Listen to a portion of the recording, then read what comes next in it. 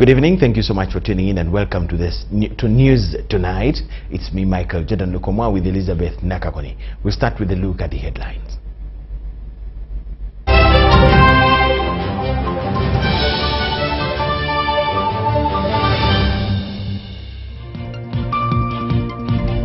President Museveni directs Ministry of Finance to release 45 billion shillings for the Karamoja food relief. Government signs 300 million euros concessional loan for water projects. President Museveni returns 2 tax bills for reconsideration by the 12th Parliament. While Uganda witnesses launch of the National Anti-Doping School Clubs at Gulu High School.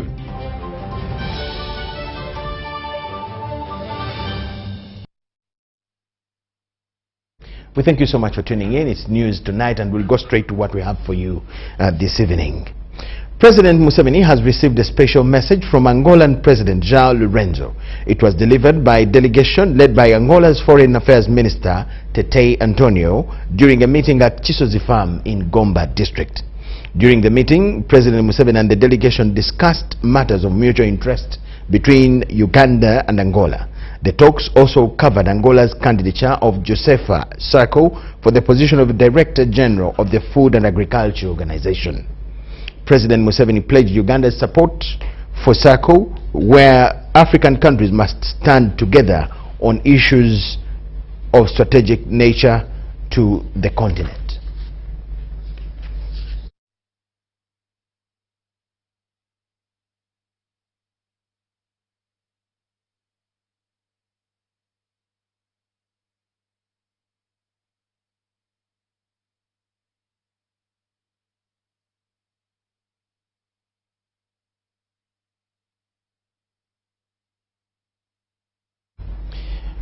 President Museveni in other news has directed the Ministry of Finance to immediately release 45 billion shillings to provide food relief to the hunger-stricken people in Karamoja.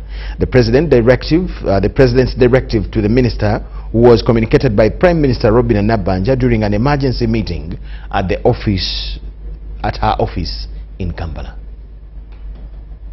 16 people in Karamoja sub-region are believed to have died as a result of hunger, stemming from persistent drought caused by food shortage in Karamoja.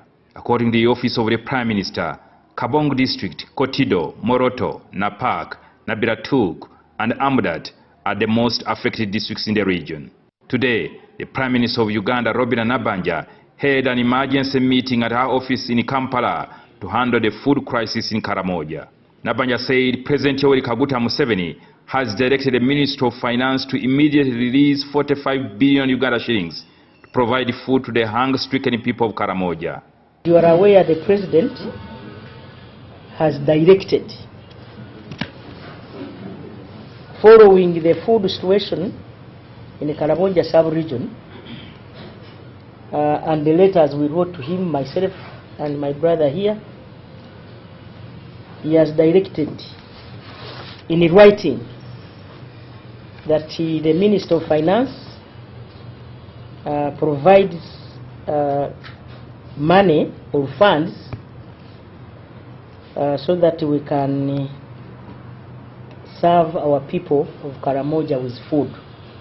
The meeting was attended by ministers, officials from the UPDF and the Uganda prisons who have been directed to start distributing food to the affected areas in Karamoja and the neighboring districts. He guided that he will get in touch with AME to provide the food at a relatively cheaper price. And we have also observed that the prices given by NEC, an arm of AME, is relatively cheap because they have this food in their stores. He has also directed that we use prisons to provide another consignment of food because they already have that food in place. Honorable Prime Minister, we are really happy you have been able to push this until the President has given us a nod. I want to thank His Excellency the President for saving the people of Karamoja who have started dying because of lack of food. The Office of the Prime Minister, chaired by the Second Deputy Prime Minister, Dr. Crispus Kionga, also convened a meeting with the development partners. There is this emergency which may get worse, particularly with El Nino. So how prepared are we? But on the other hand, Karamoja has been with us for a long time. We on the Ugandan side, I think the message is clear. And we have a letter here from the President himself expressing disappointment on our side that we've been having a problem a long time. We don't seem to be getting on top of it to fix it. So on behalf of the Prime Minister, on behalf of the government, I want to undertake that we are going to fix gaps, we are going to strengthen our coordination. The short-term solution must be found now for the hunger. The figure mentioned in cabinet paper was about 41,000 people who are in dire need, who could easily die of hunger. That 41,000 people, mostly in Karamoja, but some few in the neighboring districts. The meeting was attended by the diplomats from the United States Embassy, UNICEF, UNDP, WFP, the Embassy of Ireland, who also pledged to support the people of Karamoja. The UN system also, stands ready to support you on a sustainable solution to Karamoja across OPM, Ministry of Karamoja Affairs. The United States, as you all know, I think the United States is currently working through UNOCHA as the UN Resident Coordinator ad interim mentioned. We do have assistance going directly to Karamoja right now. From our perspective, of course, the World Food Programme is deeply involved and has been for many years in Karamoja, and thank you for laying out the challenge as you see it. I was there only 2 weeks ago and saw for myself the crop failure. We have been here before, and we have, and particularly Uganda has the DNA to respond to these kinds of cyclical crises. The United States government said we are going to communicate and get back to us. Development partners have always come in to support us with food relief. I would request that the religious leaders, our development partners, the business community, those who can afford.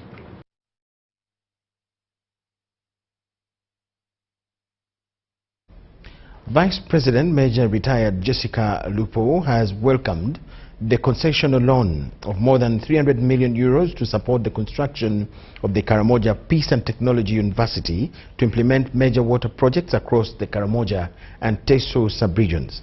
The initiative, reaffirming government's commitment to ensuring its successful implementation, is expected to expand to the Lango, Acholi and Sebei and Bukedi sub-regions with the aim of improving livelihoods through enhanced access to water and irrigation.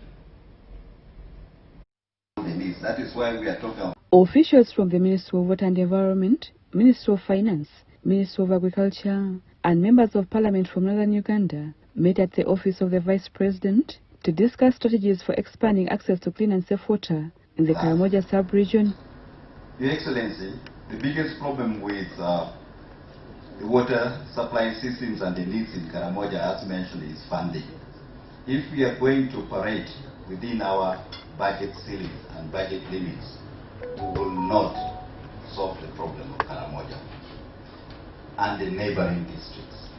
We have good plans, we have able technical people, but what we are lacking is prioritizing water sector. During the meeting, Israel development partner Aaron Yenes announced plans for a project worth more than 300 million euros to support the construction of the Karamoja Peace and Technology University, Kapatu, alongside water supply and irrigation infrastructure for Karamoja and neighboring regions. We are very happy to come and develop the Karamoja area and then move and develop all the neighboring country. We start with the first step, which is the Kapatu University and the bulk water supply for the villager for drinking water, for animal feed, and for agriculture, and develop the agriculture and develop the villager. We build this idea on the pillar of Kapato University, and I want to explain why. When you do a project like that, it's not that you come, do it, install, and go away. No, you have to maintain it, you have to work with the local.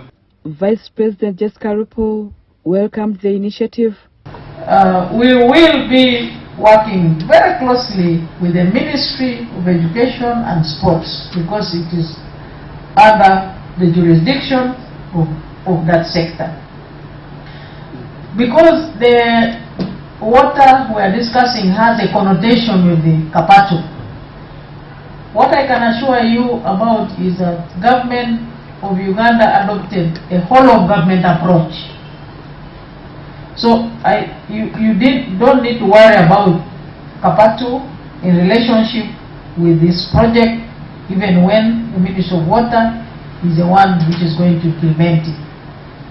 We do have specialists of this project of water here in the Ministry of Water, and also specialists of Kapato in the Ministry of Education. Leaders also urged members of parliament to encourage their constituents to embrace small-scale do-it-yourself irrigation technologies as government continues to roll out larger water and irrigation projects across the region. I really request that all interventions underwater for production in Karamoja should be well coordinated and put together and well coordinated in a way that there will be no duplication. Ministry of Water should come out with programs. All its submissions they have shown us and the roadmap. What are they going to do in which area, so that we'll be able to categorically at the timeline to be able to follow up. So, for the people from Karamoja, I want just to assure you that the ministry is working tirelessly to see that the project starts. And His Excellency the President has been emphasizing that once you're a leader, it is your obligation to mobilize and also sensitize the communities where you come from, in most cases to adopt what is available for the betterment of the community. Rebecca Nantongo, Helen Gizamba, for UBC News. President Yoweri Museveni has returned 2 tax bills for reconsideration by the 12th Parliament. The President raised concerns in both the Income Tax Amendment Bill of 2026 and the Excise Duty Amendment Bill of 2026, respectively, which were passed by the previous Parliament. In May 2026, the 11th Parliament passed the Income Tax Amendment Bill 2026 and the Excise Duty Amendment Bill 2026, respectively. These were part of the tax bills to generate the revenue for the financial year 2026-2027. However, few weeks into the financial year, the President has returned the bills for reconsideration. I have received a letter from the President. President Yoweri Museveni has guided on the withholding tax given to winnings from land-based casinos, contrary to what the 11th Parliament passed. The exemption creates opportunities for tax avoidance and revenue leakage. By removing an entire category of gaming winnings from withholding tax, the amendment creates incentives for transactions to be structured through land-based casinos in order to obtain a tax advantage not available to other gaming operators. In addition, the amendment creates an unjustified distinction between land-based casinos and operators conducting substantially similar gaming activities through online platforms. The Ministry of Finance proposed amendment to the Excise Duty Amendment Act to cover most single-use plastics, which are a major source of environmental pollution. The justification was to discourage the use of non-essential and single-use plastics by increasing the cost of these products and encourage more sustainable alternatives. However, the President is in contrary to the tax increase of $70 to $1,500 per ton. The proposed increase is substantial and is likely to impose significant cost pressures on manufacturers engaged in the production and the use of single-use plastics. It may adversely affect production, investment, and employment within the sector. In addition, viable alternatives to plastic packaging are not yet readily available in Uganda. I, therefore, consider that the matter requires further study before the proposed increase is implemented. The Parliamentary Committee on Finance, Planning and Economic Development will sit and reconsider the bills as returned by the President. The rules require that you handle the returned bill to the extent of the concerns by the President. So you either say, I agree or disagree, but you don't go into other matters. They are specifically handled. So if we say income tax, we are not going to reopen. It is only to the extent to which the President has formed his conclusions. We shall bring the new members to speed on the report. We shall actually spend the first 30 minutes or so, bring them on the issues that were raised by the stakeholders, issues raised particularly by Minister of Finance then when the bills were being processed, so that they appreciate. And then we shall also read for them the concerns raised by the President on the two bills, that the income tax as well as the excise duty. And then together we shall move on as one. Daniel Mugoya, UBC News. Able to answer your issues by that time. The Attorney General, Samuel Mayanja, has clarified that Uganda is under a constitutional dispensation and citizens have their rights, which are protected under the very constitution. He was responding to the leader of the opposition, Joel Senyonyi, who raised the matter on the recent rearrest of a member of parliament, former for Butambala, that is Mwanga Chivumbi, asking government to explain if what is happening is the new norm.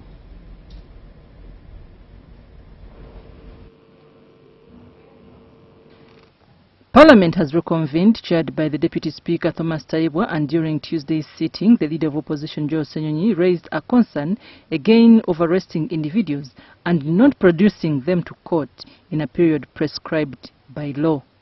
Senyonyi told the House that the former Member of Parliament for Butambala, Muhammad Mwanga Chivumbi, was rearrested and it is now 4 days. They do not know his whereabouts. It was Friday, Mr. Speaker. Today is Tuesday. His family has been looking for his whereabouts, and the rest of us colleague leaders. Where is the Honorable Muhammad Mwanga Chivumbi?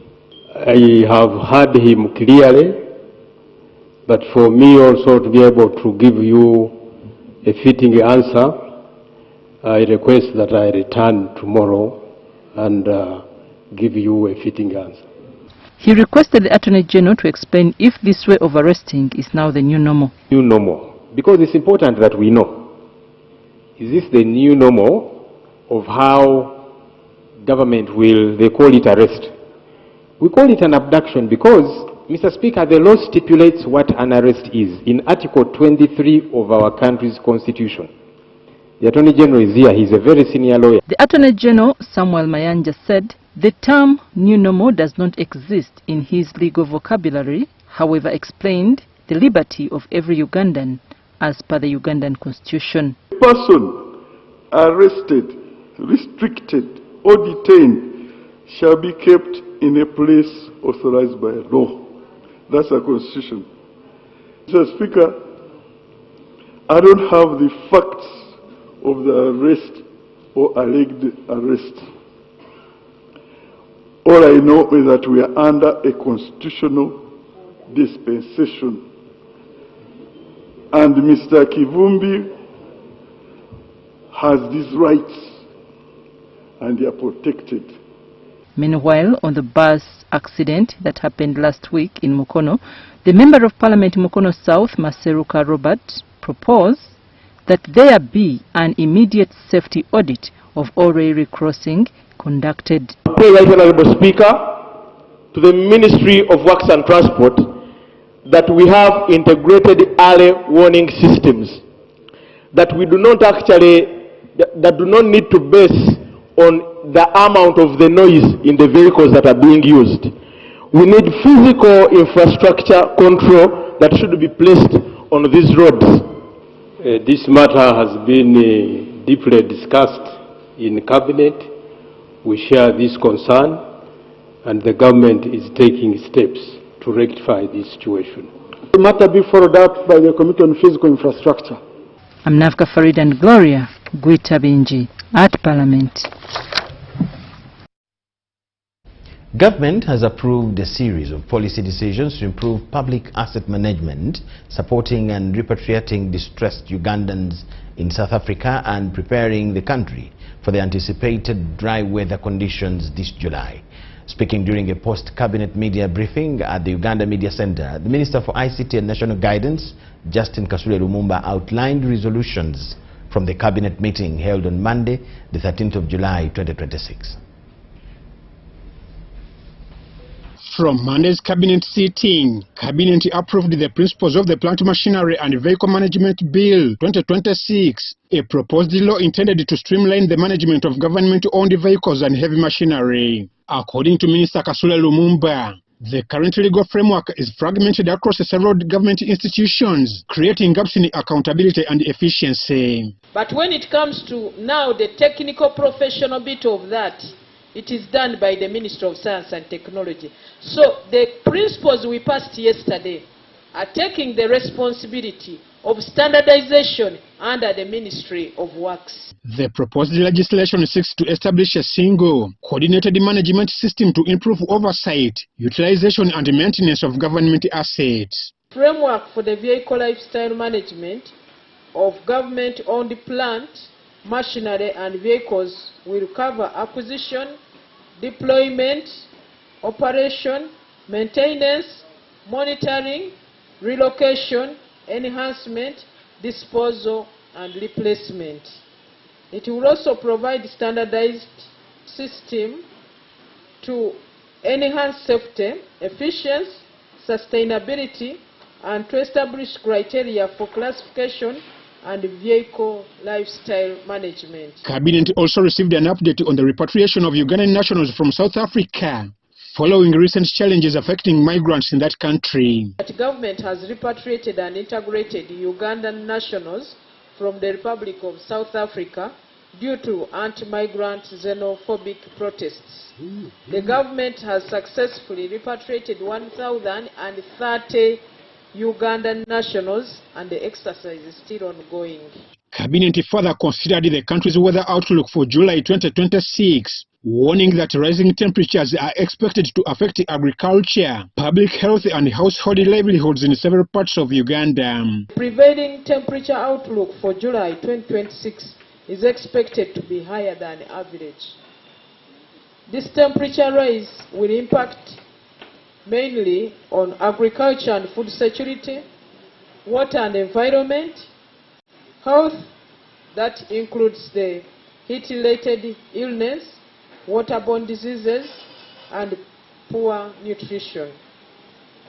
Karamoja is expected to be the hardest hit region. The government advises the public to do the following. 1. Promote the efficient use of water for domestic and production purposes. Use of supplementary irrigation for those with access to water resources. Communities are encouraged to use the available food efficiently.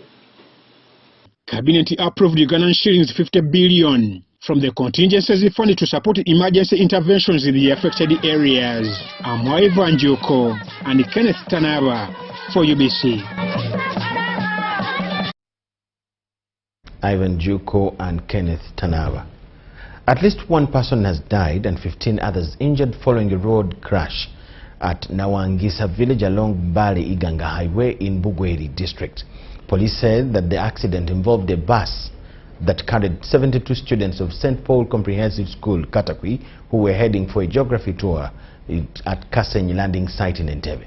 The bus collided with the stationary trailer, as Ivan Kahwa reports.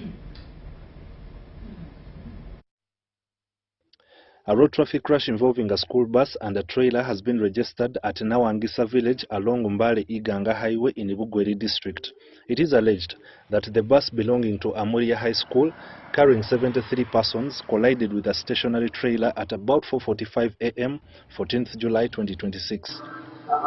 I think they were changing the tires. The bus was traveling from Mbale to Kasenyi landing site in Entebbe for a geography tour.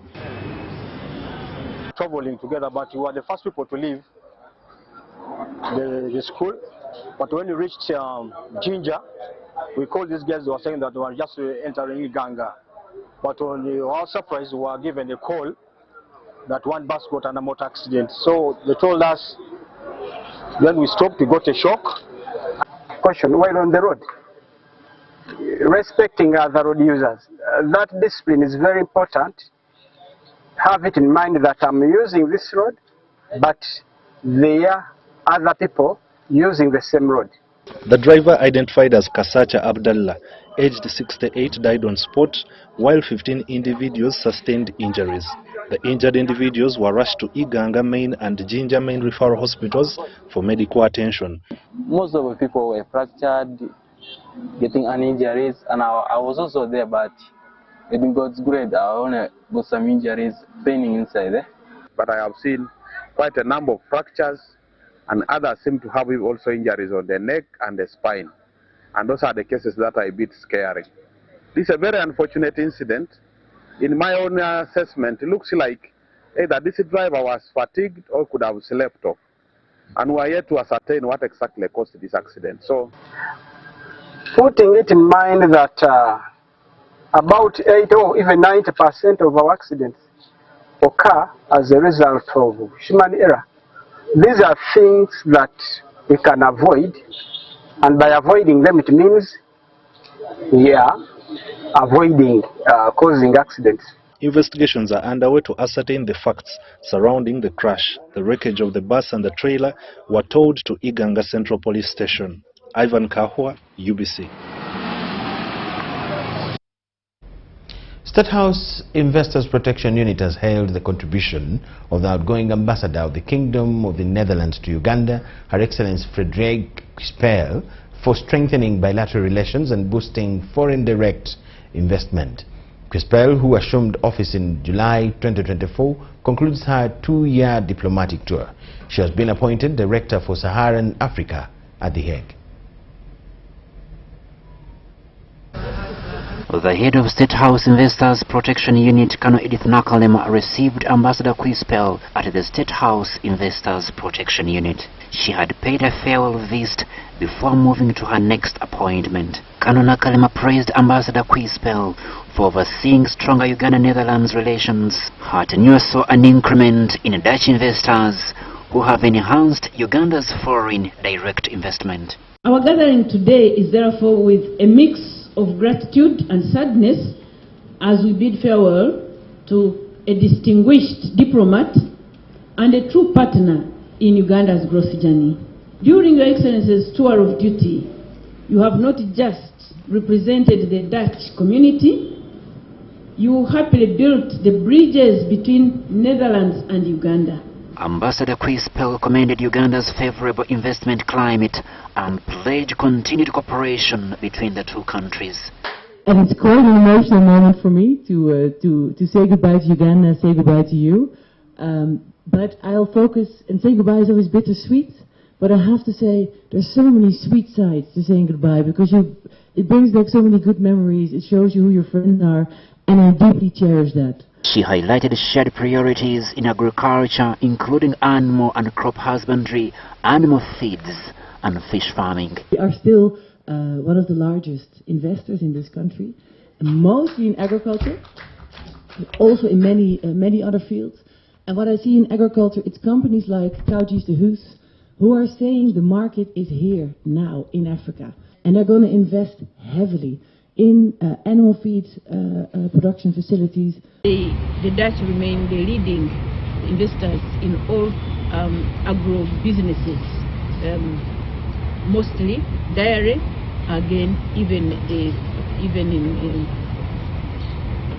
not only dairy but also in crop husbandry as well as fish industry. So it's been a very productive period of economic development between Uganda and the Netherlands when Her Excellency Ambassador Frederica has been the ambassador to the Kingdom of Netherlands.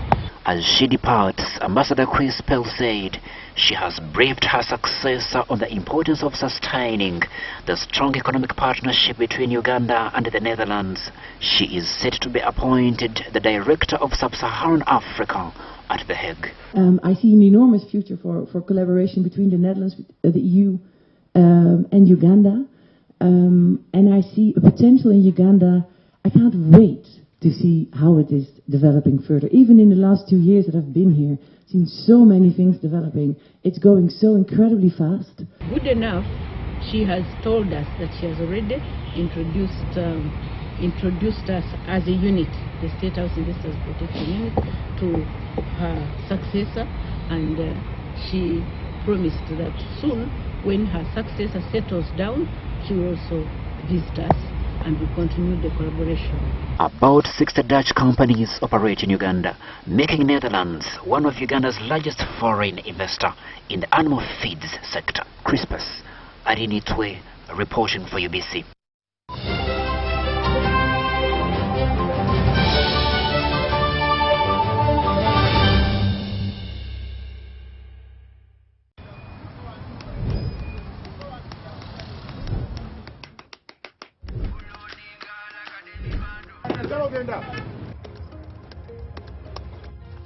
And that's it for today.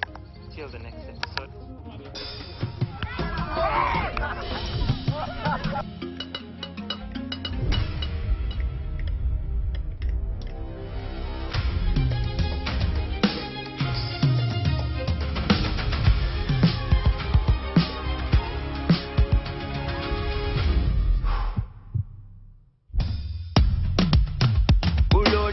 Like a daily bando, like a daily bando, like a daily bando.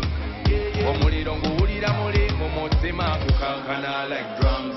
Kalakata, kalakata, enendungu ya kusabula. Mikono juu, free of fire, free of fire, free of fire.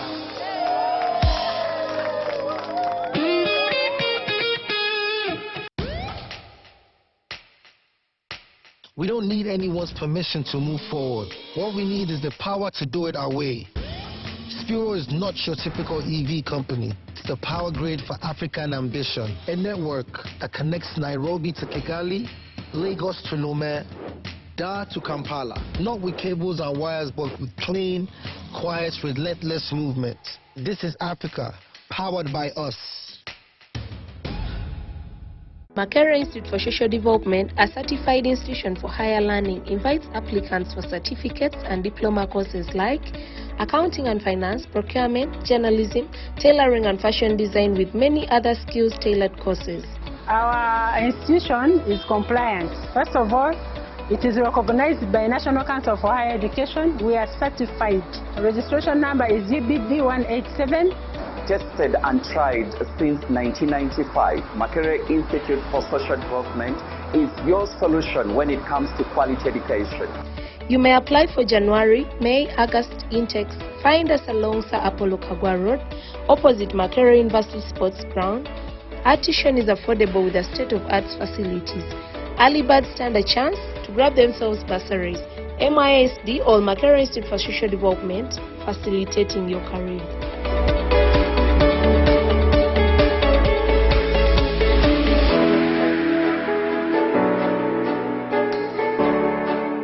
There's a new way to keep your breath fresh all day.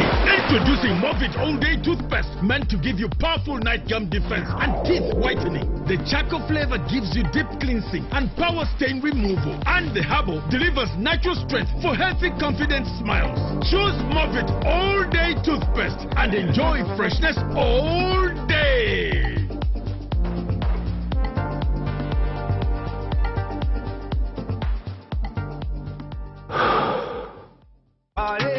Fellow countrymen and women, I'm Dr. Rosemary Nansuga Seninde, the NRM Head of Mobilization. I call upon you to take the forthcoming local council elections very seriously, because the leaders we shall elect at this level will be responsible for the government programs that will directly benefit all of us, such as PDM, Emioga, health services and others.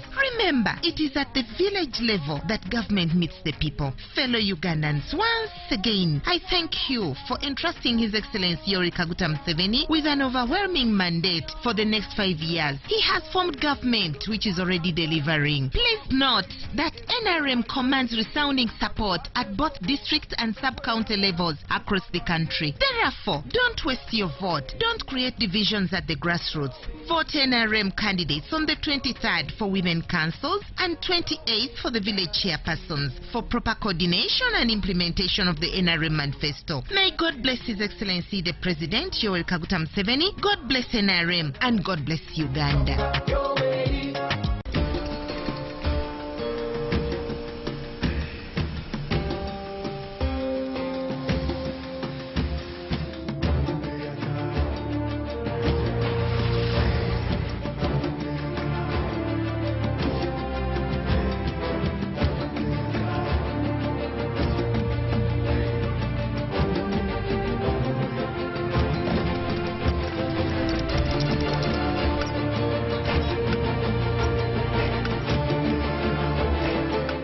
Introducing the all-new Roofing's TMX 500C rebars with cut and bend services.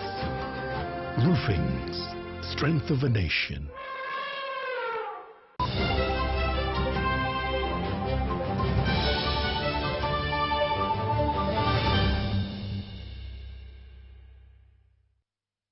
UBC News Tonight. Thank you so much for watching and welcome back from the break. The Director for Crime Intelligence, AIGP Major General Christopher Damulira, has unveiled a 5-year master plan to support young people with income-generating activities. He says that government has collected and allocated 3.2 billion shillings into youth circles across the country, with an additional 5 billion shillings to boost the program after its success. It is part of efforts to reduce crime. The New Year 5 Master Plan is intended to increase youth participation in income-generating activities as one of the most effective ways of preventing crime. So the President came up with a vision to liberate and empower the ghetto youth. According to Major General Damulira, government has already invested 3.2 billion Ugandan shillings in youth circles across the country, creating employment opportunities and improving livelihoods. Just to thank you for sparing your time to participate in this program and to ensure that we move as a team to liberate ourselves from the things that you know: crime, poverty, political violence, and social exclusion. 4 things: crime, poverty, obwavu, political violence. When I met you, I was telling you about ababa kozesebwa. No berango tuna program yo. Now we have a 5-year master plan for you. 5-year master plan.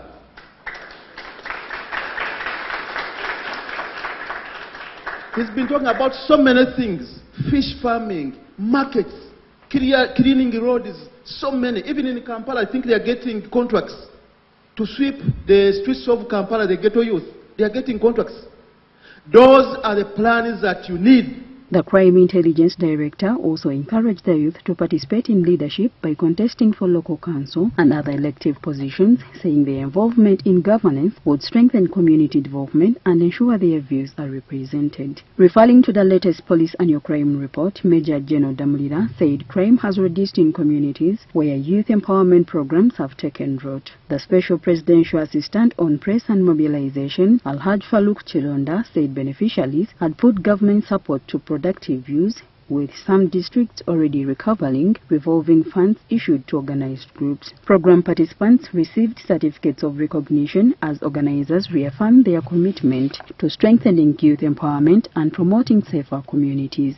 Bana bakulembeze bava mu ghetto 137 dipo 137 detulinawo mu kiseera kino mu busoga buti eriyo n'edindi tetulowooza nti dikeekwese aye eddaali gazeti eddaali 137 buti era ghetto giant ogyakola ne security okuba nga ghetto ediri mu bumende bw'amateeka ne ba president banatemudikiriza kubaawo. Winnie Nalusiba reporting for UBC TV.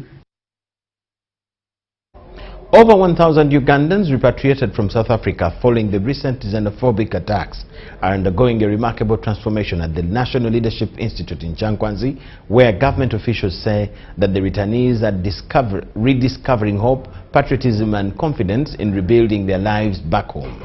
The Commissioner for National Secretariat for Patriotism Corps, Helen Seku, says that the rehabilitation and ideological program has exceeded expectations, with many participants now viewing Uganda as the best place to invest their skills and secure their future.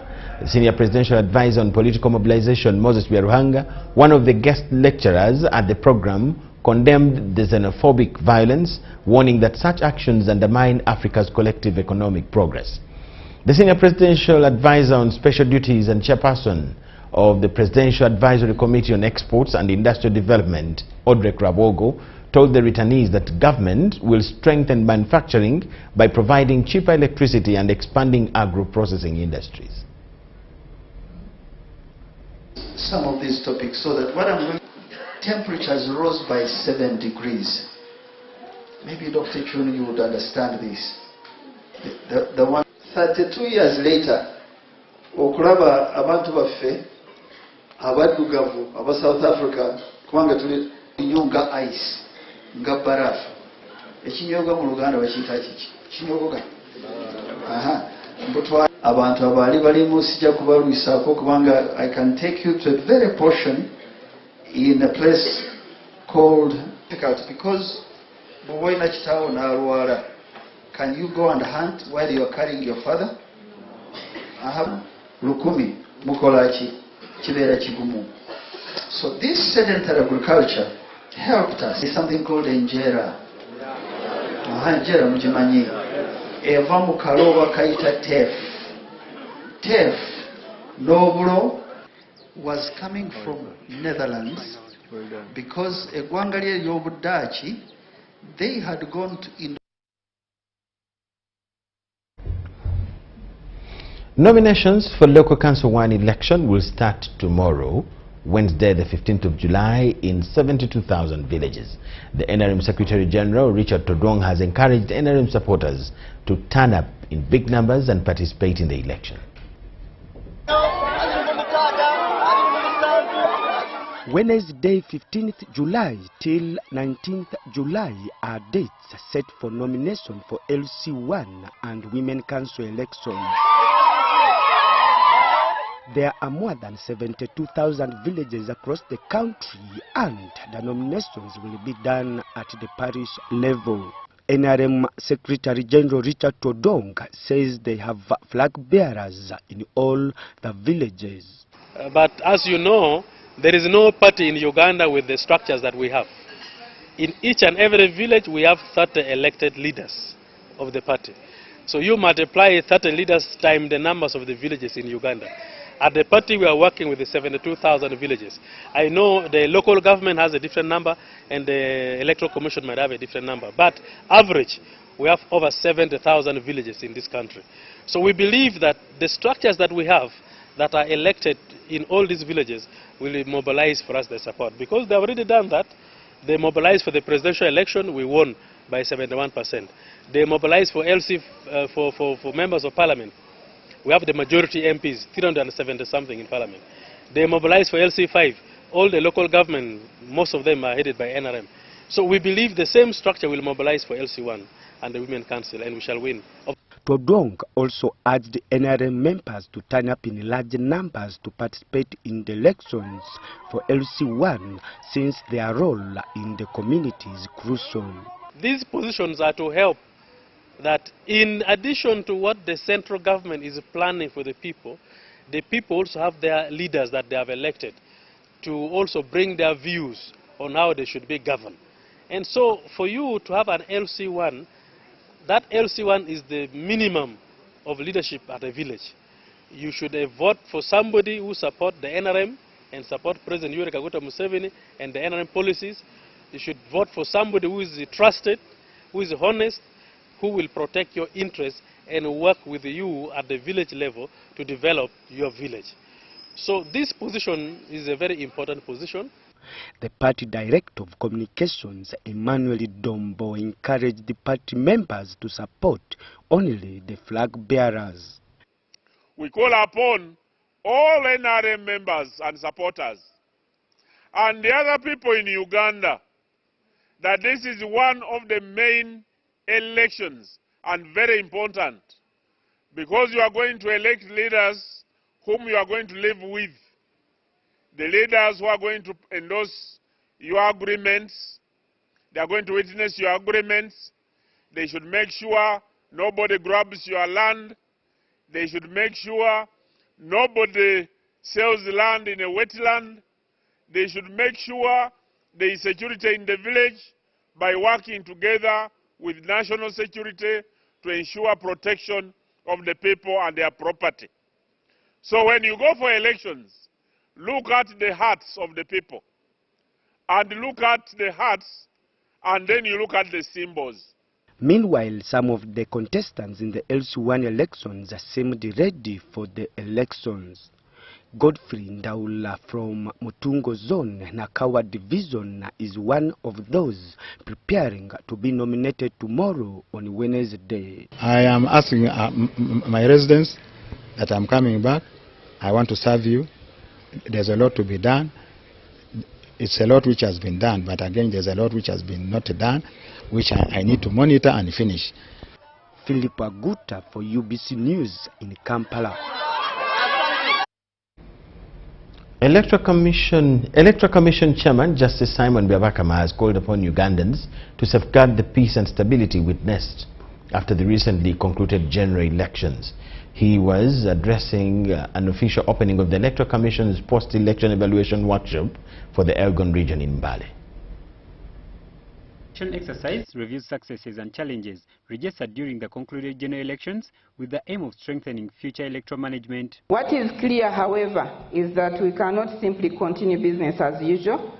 We need to pause, reflect, and recalibrate. That's why we are here today. Not just to look back, but to look forward with clarity and purpose.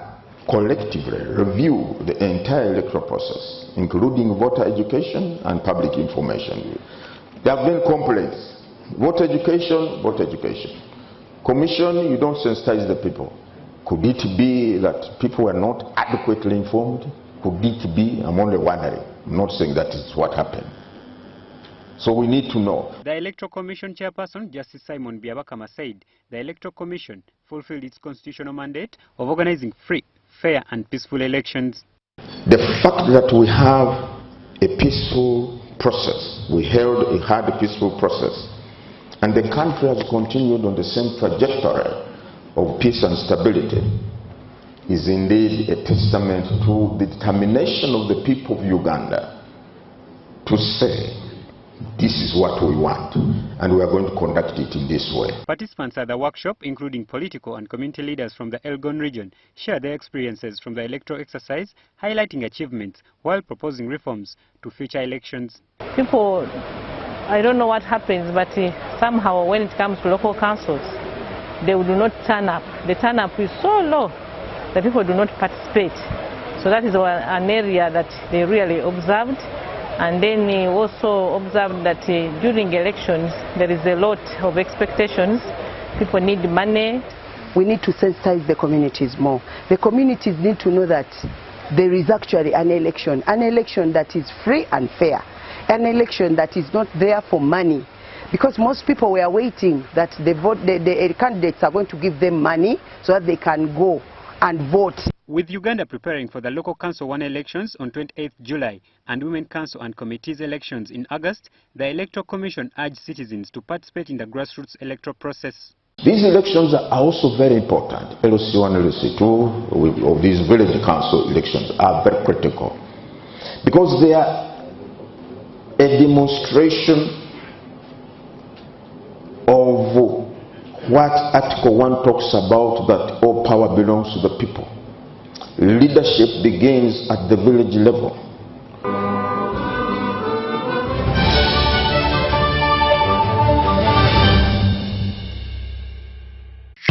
The parent is Tuliahewa Dixon. And the child is Tuliahewa Esther.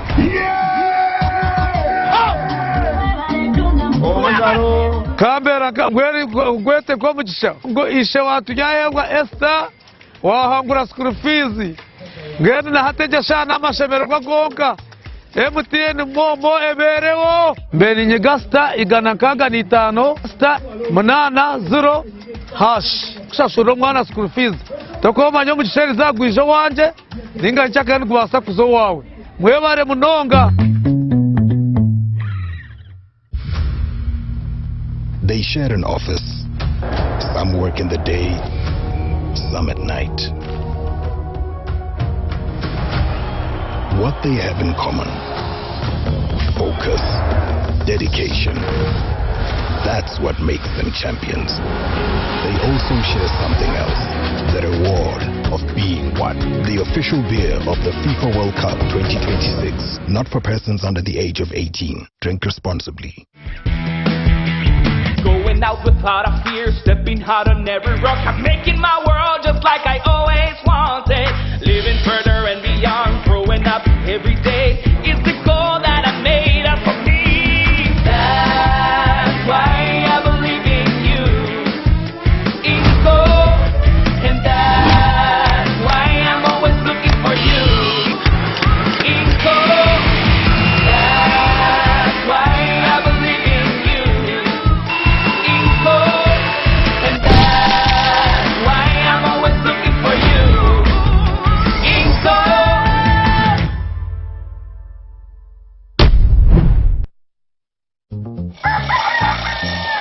MTN voice bundle. Ay. Load. Hey. Hello, Mama. Hey, it is me, your son, Opio. Hey, now, Mama, listen to me. MTN has the offer. Yes, it has the offer. You load from 7 a.m. to 8 a.m. Now, they have free MTN to MTN minutes. And those minutes are there all day. So you load, you'll thank me later. Hey, Mama. Load an MTN voice bundle between 7 a.m. and 8 a.m. and get 3 free MTN to MTN minutes valid all day. Dial *100 *21 hash and get your free minutes bully daily. Free your fire with free minutes from MTN. Together, our connection is unstoppable. MTN.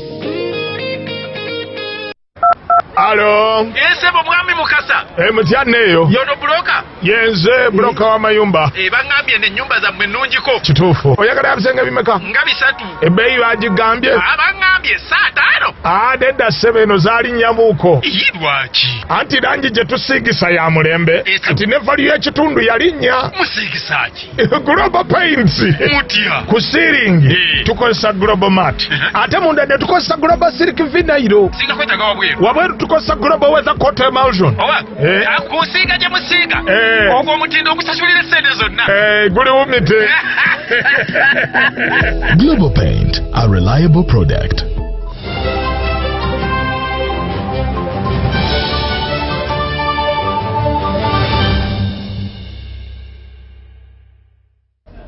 Thank you so much for watching and welcome back from the break.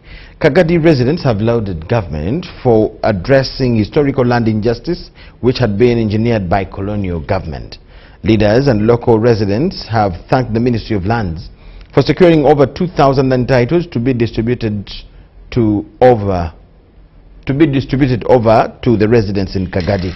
The MP Buyaga East Stephen Tresije says that absentee landlords had possessed big chunks of land through evicting residents from their ancestral land. A way of punishing our grandparents who had refused to collaborate with the white man. It was an injustice.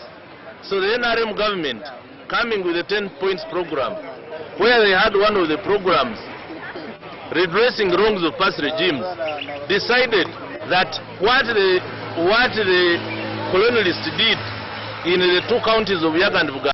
Thank the President of Uganda, Yoweri Kaguta Museveni Akiki, our Jaja, for putting up the land fund to solve the land injustice.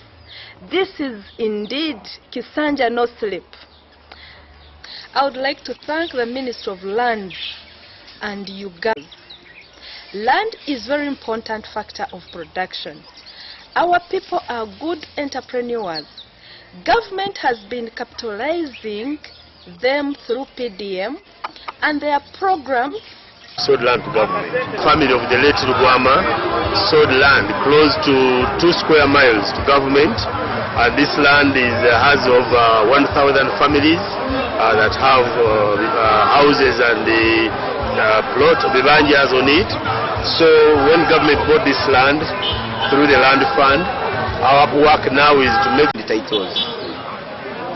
Mostly we are going to get value for land. On top of that one, mostly like we.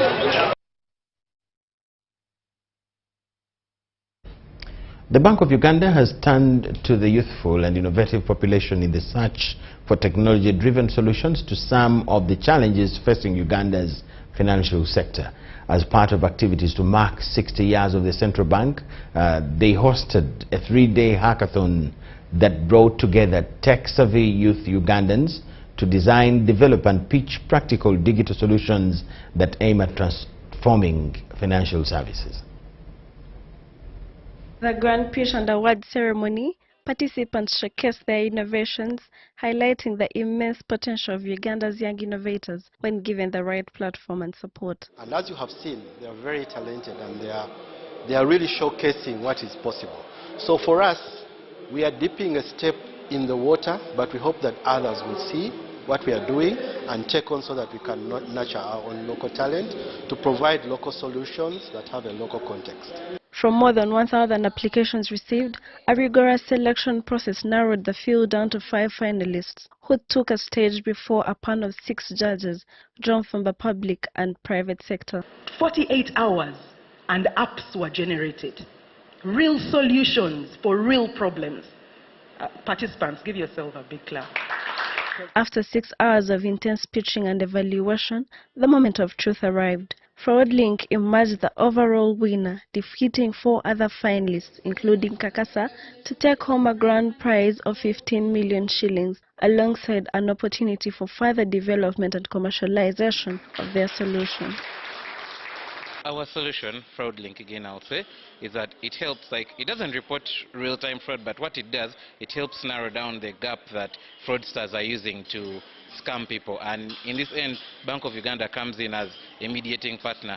And we hope there are more collaborations with the BOU to take on from just being a pitch to scaling our product so that we can fight this unsolicited high digital loans. I want to take the opportunity to thank the judges. For the judges, the hackathon was a clear demonstration that Uganda's young innovators possess the creativity and technical skills needed to shape the future of financial services. I feel hopeful, by the way.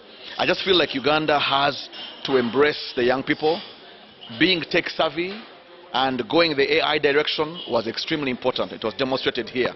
And that's where the world is going. The world is going innovation, it's going AI, and we saw it here. So Minister of ICT National Guidance, we are ready to absorb all these in our national ICT Innovation Hub ecosystem so they can bring the ideas to fruition. And mind you, the systems we have in government now, which are running, have been developed through these innovators like this. With Uganda among the world's youngest countries, analysts say the country's greatest resource is in its people, particularly the energy, creativity and ingenuity of the younger generation.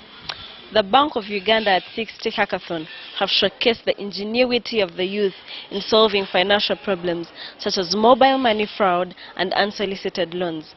Now the winning team, FraudLink, have walked away with 15 million Ugandan shillings. Masin Wasasira for UBC TV News.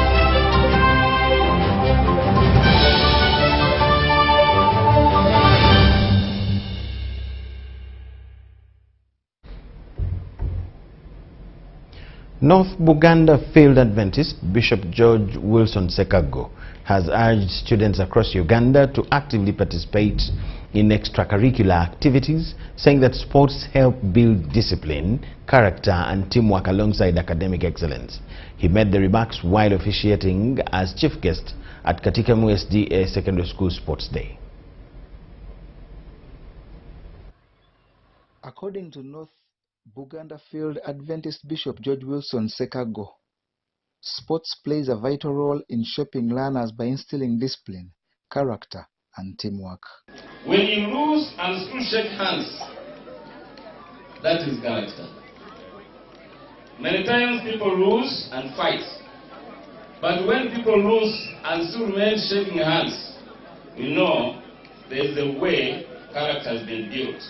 He said the resilience and sportsmanship displayed by students reflected the quality of their learning and praised the school for nurturing learners in line with the Adventist philosophy of education.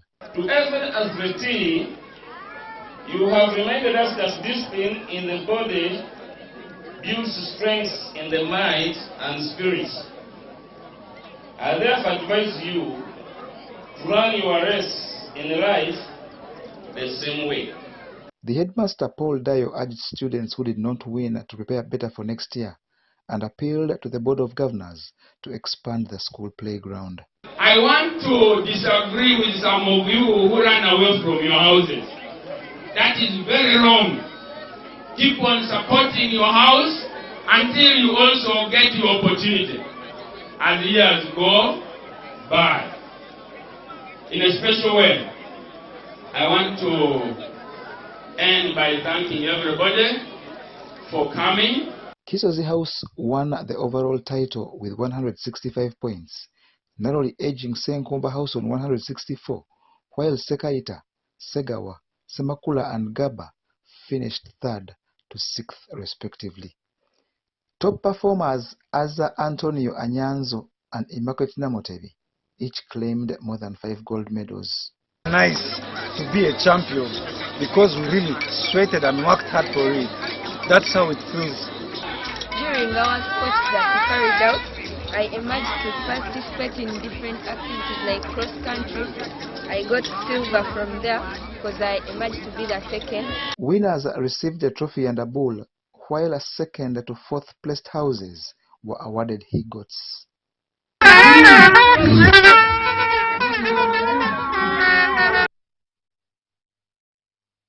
Where we come to the end of all we had for you tonight. Why?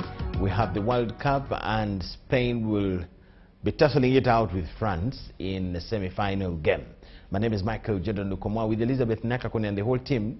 Wish you the best of the night. Do not miss the World Cup game.